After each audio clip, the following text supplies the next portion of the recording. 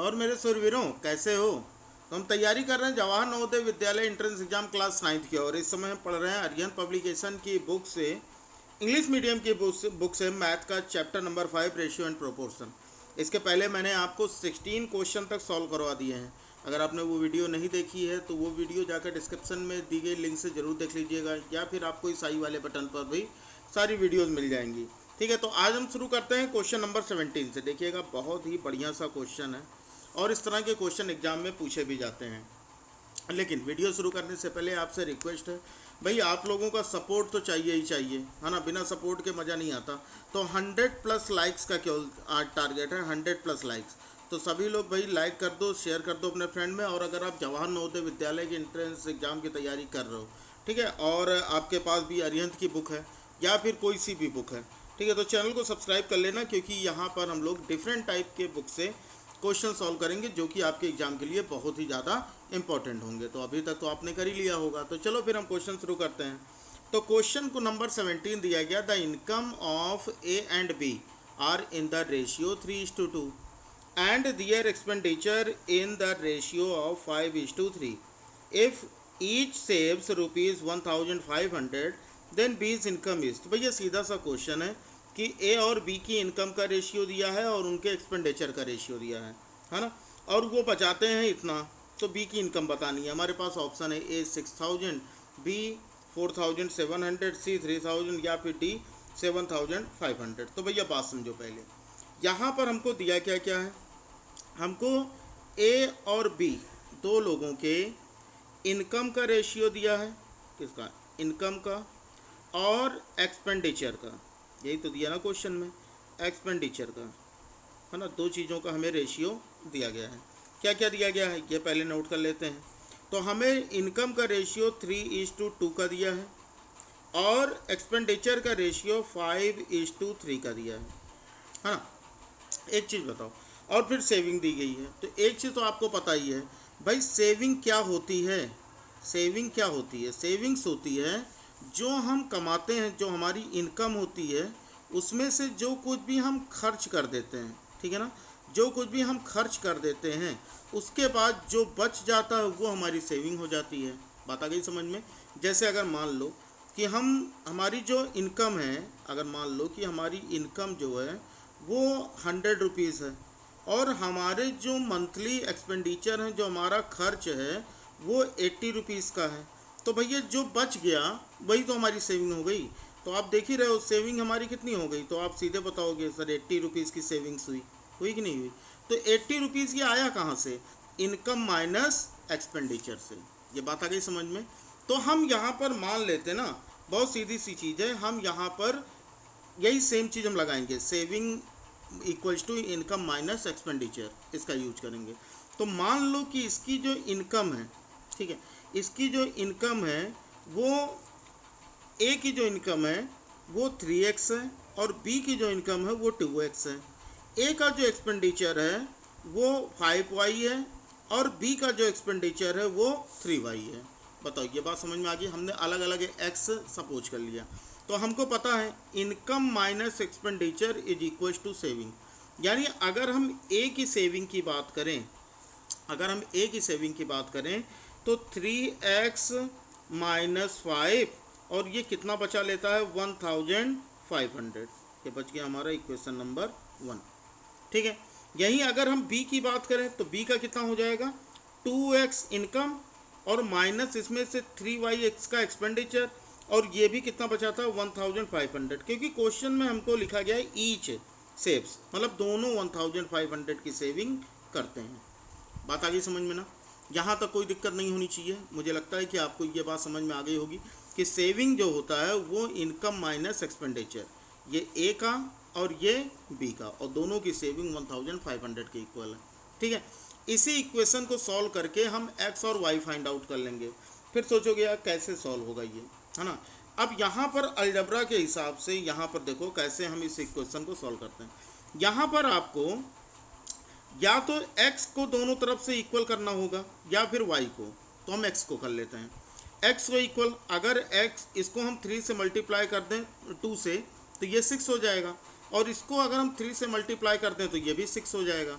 तो हम एक काम करते हैं, हम इसको मल्टीप्लाई करते हैं इस इक्वेशन को 2 से और इस इक्वेशन को 3 से, है ना। और ये हमारा हो जाएगा इक्वल इक्वेशन। देखो 2 3 जा 6x माइनस 2 5 जा 10y इज इक्वल्स टू 15 2 जा, सही है, 3000 हो गया।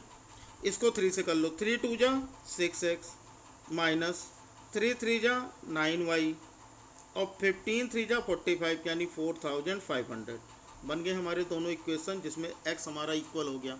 अब क्या करोगे, इन दोनों इक्वेशन को सब्ट्रैक्ट कर लो, घटा लो, है ना।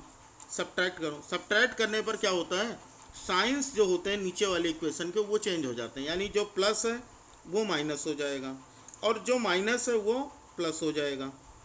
ठीक है, ये प्लस है तो ये भी माइनस, तो ये माइनस हो गया, ये प्लस हो गया, ये माइनस हो गया, पर ख़त्म बात। अब इसी को सॉल्व कर लो, 6x माइनस 6x 0, तो ये कट गया, सही है ना।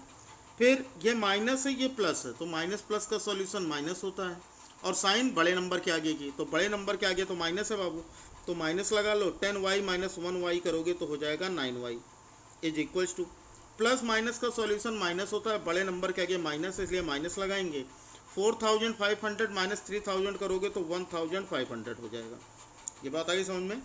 दोनों तरफ माइनस है तो हटा सकते हैं हम, तो y इज इक्वल्स टू हो जाएगा 1500, ख़त्म बात हमारी, यानी यहाँ से हमारा y निकल आया। अब हम क्या करेंगे, x निकाल लेंगे। x कैसे निकालोगे भाई, इसी में चाहे इक्वेशन 1 में या इक्वेशन 2 में y की वैल्यू रख दो, ठीक है ना। हम 1 में रख लेते हैं, चलो।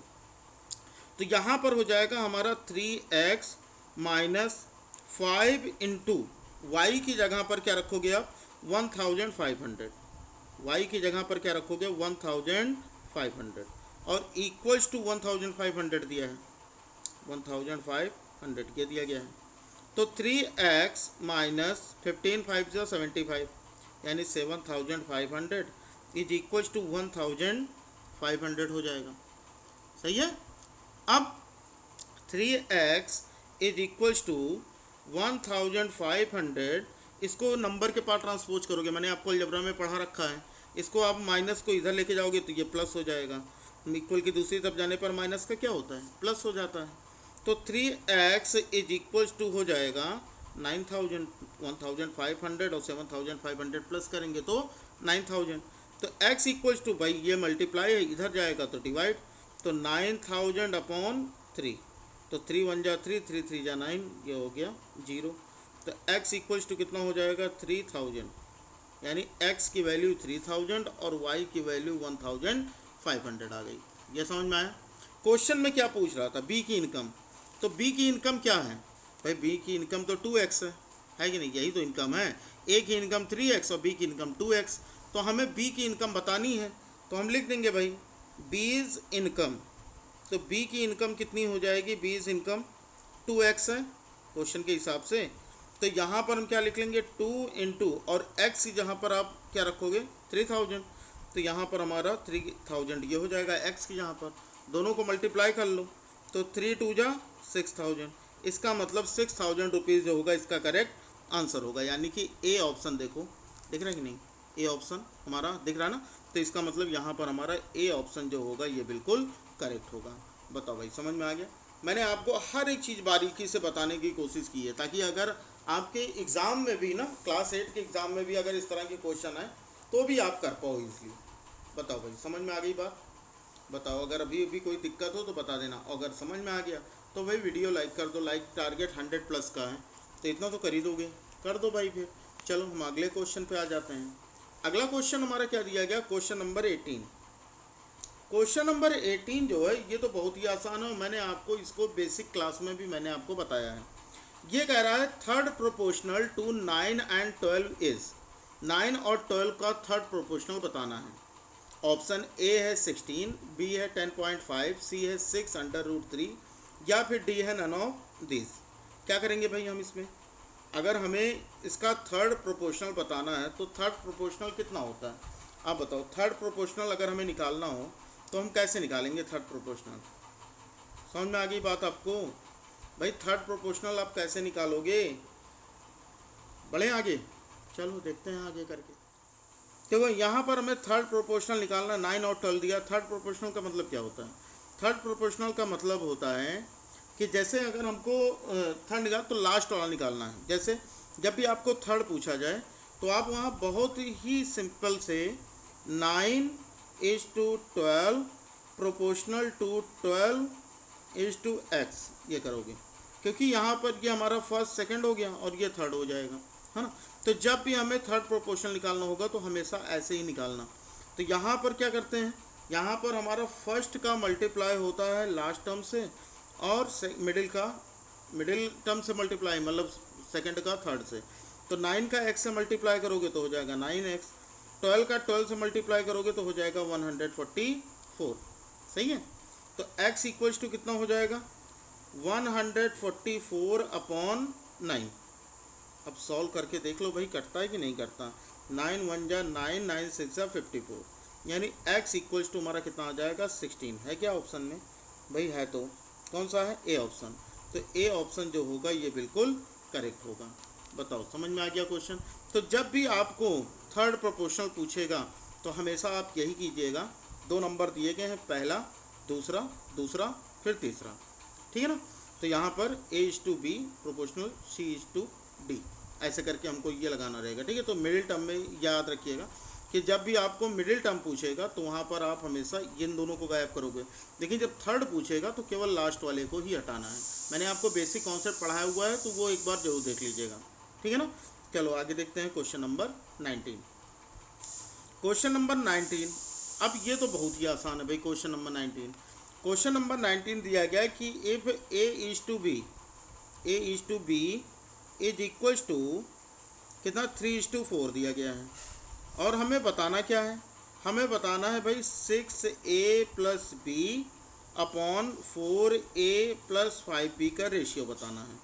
रेशियो का मतलब अपॉन ही तो होता है, तो हमें यही बताना। तो हम यहाँ पर क्या करेंगे, जहाँ पर A है वहाँ पर 3 रख दो। जहाँ पर A है वहाँ पर 3 रख दीजिए और जहाँ पे B है वहाँ पर 4 रख दीजिए, बस लग जाएगा आपका आंसर क्वेश्चन। कैसे? 6A की जगह पर 3 रखिए प्लस B की जगह पर 4 रखिए अपॉन A की जगह पर 4 है तो A की जगह पर 3 रखिए प्लस B की जगह पर क्या रखोगे? 4 रखोगे। अब इसी को सॉल्व कर दो तो ये हो जाएगा 6 3 जा 18 प्लस 4 अपॉन 4 3 जा 12 प्लस 5 4 जा 20। तो 18 और 4 को प्लस करेंगे तो कितना हो जाएगा हमारा 22, और 12 और 20 को प्लस करेंगे तो 32। इसी को सिंपलेस्ट फॉर्म में लिख लो। सिंपलेस्ट फॉर्म में 2 से डिविजिबल है, 2 11 जा 22, 2 16 जा 32। तो इसका मतलब इसका जो आंसर होगा वो हो जाएगा हमारा 11/16। इसका करेक्ट आंसर होगा 11/16। है क्या ऑप्शन में? है तो नहीं। तो इसका मतलब यहाँ पर डी ऑप्शन जो होगा ये बिल्कुल करेक्ट होगा। बताओ भाई बात समझ में आ गई? क्वेश्चन इजी था ना। तो क्वेश्चन नंबर 19 तो हो गया हमारा, और हम अब करते हैं क्वेश्चन नंबर 20। तो भैया देखो एक चीज़ और बता देना चाहता हूँ कि पेपर बचाओ पर्यावरण बचाओ, सेव पेपर सेव एनवायरनमेंट, ठीक है ना। तो जहाँ पर भी जगह मिले, अब मुझे ये पेज छोड़ना नहीं है, इस पर भी मुझे अपना आपको पढ़ाना ही है, तो कहीं से भी हम लोग इन्वायरमेंट को हम नुकसान नहीं पहुँचाएंगे। चलो क्वेश्चन नंबर 20 पे आते हैं। तो क्वेश्चन नंबर 20 हमारा क्या दिया गया?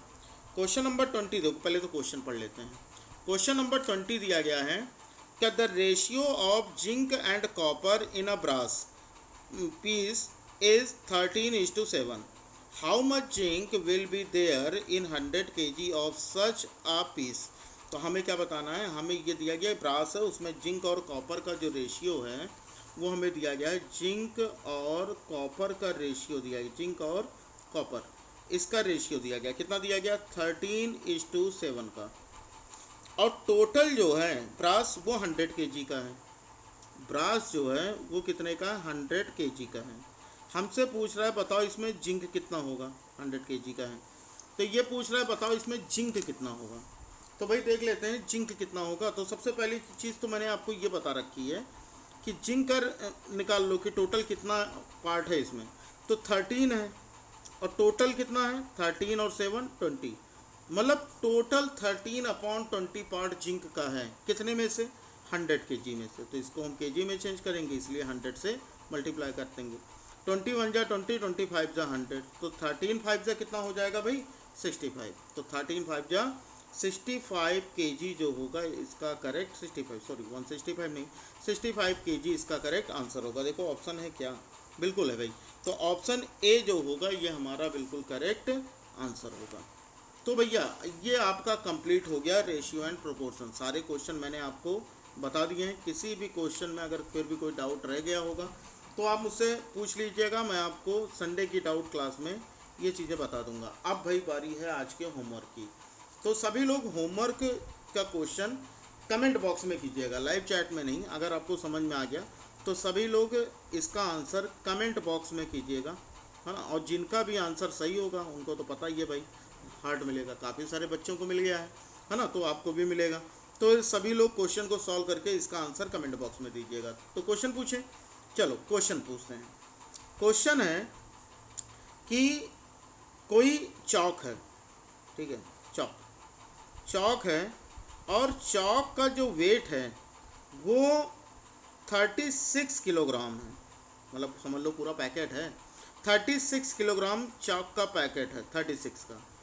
और उसमें जो 3 चीज़ें हैं क्या क्या हैं, उसमें हम मान लेते हैं कि जिंक है ना, और कॉपर है और कैल्शियम है। अगर हम चौक में 3 चीज़ें मिली हुई हैं, जिंक कॉपर और कैल्शियम, और उनका जो रेशियो है वो 1:2:3 का है, 1:2:3 का है। तो हमें बताना है चौक में कैल्शियम कितना है, कितने किलोग्राम कैल्शियम होगा। बात आ गई समझ में। अरे कुछ भी, मतलब कोई भी चौक कर समझ लो या कुछ भी समझ लो, कोई चीज़ ऐसी है जो 36 किलोग्राम की है, उसमें जिंक कॉपर और कैल्शियम मिक्स है और उनका रेशियो 1:2:3 का है। तो हमें ये बताना है कि इस 36 kg में कैल्शियम कितना होगा, है ना। तो सभी लोग इस क्वेश्चन को सॉल्व कीजिए और आंसर कमेंट बॉक्स में दीजिएगा। जिनका भी आंसर सही होगा उनको पता ही है भाई क्या मिलता है, रेड हार्ट मिलता है, ठीक है। तो आप लोगों को अगर वीडियो अच्छी लगी हो तो भाई वीडियो को लाइक कर देना। वीडियो का जो आज का लाइक टारगेट था वो 100+ लाइक्स का था, है ना। और अभी आप लोगों का सपोर्ट ही भाई मेरी पावर है। तो सभी लोग सपोर्ट कीजिए, ज़्यादा से ज़्यादा शेयर कीजिए। और अगर आप अच्छे से तैयारी करना चाहते हैं तो जवाहर नवोदय विद्यालय की तैयारी के लिए आप चैनल को सब्सक्राइब करके बेल आइकन को प्रेस कर लीजिए। और अच्छे से तैयारी करना चाहते हैं तो आप ज्वाइन कर सकते हैं हमारा उड़ान बैच, ठीक है। उड़ान बैच जो कि एक पेड बैच है, उड़ान बैच ये पेड बैच है। यहाँ पर आपकी रेगुलर क्लासेस चलती हैं, है ना, चारों सब्जेक्ट की, ठीक है। तो आप ये बैच भी ज्वाइन कर सकते हो, क्योंकि थोड़ा सा बहुत ही सस्ती सी फीस है इसकी कुछ, है ना, क्योंकि मेरी ज़रूरतों के हिसाब से भी अलग से पढ़ाना है तो थोड़ी सी इसकी, तो इसमें भी आप लोगों का सपोर्ट चाहिए। तो अगर आप और अच्छे तैयारी करना चाहते हैं तो उड़ान बैच ज्वाइन कर सकते हैं। इसके बारे में ज़्यादा जानकारी आपको हमारे व्हाट्सएप पर मिल जाएगी। व्हाट्सएप ग्रुप का लिंक जो है वो डिस्क्रिप्शन में दिया गया है, ठीक बच्चा। तो चलो सभी लोग फिर जाओ वो ग्रुप ज्वाइन कर लो, टेलीग्राम भी ज्वाइन कर सकते हो, ठीक बच्चा। चलो फिर आज के लिए इतना ही रखते हैं। तो पढ़ते रहो, मिलते हैं अगली क्लास में। तब तक के लिए जय हिंद, वंदे मातरम।